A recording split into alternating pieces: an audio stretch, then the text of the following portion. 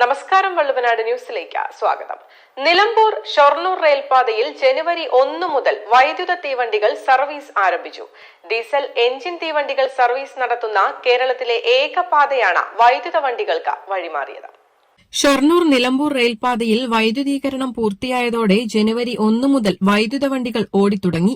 Diesel engine തീവണ്ടികൾ service നടത്തുന്ന കേരളത്തിലെ ഏക പാതയാണ് ജനുവരി 1 മുതൽ വൈദ്യുത വണ്ടികൾക്ക് വഴിമാറിയത്. മെമു സർവീസ് ഉൾപ്പെടെ നിലമ്പൂരിലേക്ക് ഉടൻ സർവീസ് നടത്തുമെന്നാണ് പ്രതീക്ഷ.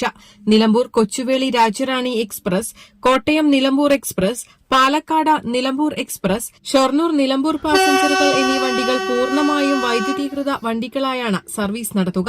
കൂടാതെ കണക്ഷൻ ട്രെയിൻ ഉൾപ്പെടെ യാത്രക്കാർക്ക് പ്രയോജനപ്പെടുത്തുന്ന വിധത്തിൽ നിലവിലെ വണ്ടികളുടെ സമയവും ക്രമീകരിച്ചിട്ടുണ്ട്. News desk, Valluvanad news.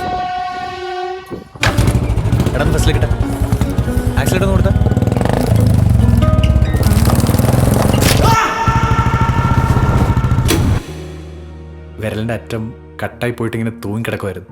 മുറിച്ചു കളയണമെന്നാണ് കൊണ്ടുപോടത്തൊക്കെ പറഞ്ഞത്. കൂടെ ഉണ്ടായിരുന്ന അഭി പറഞ്ഞു നമുക്ക് കിംസ് അൽ ഷിഫയെ കൊണ്ടുപോകാം. വിരലിന്റെ കാര്യത്തിലാണേലും യാത്രയുടെ കാര്യത്തിലാണേലും രണ്ടും മുറിഞ്ഞു പോകാതെ തുന്നിച്ചേർത്തത് കിംസ് അൽ ഷിഫയിലെ ഹാൻഡ് ആൻഡ് റിസ്റ്റ് സെന്ററാണ്. Hand and wrist centre, KIMS Al Shifa hospital, Perinthalmanna.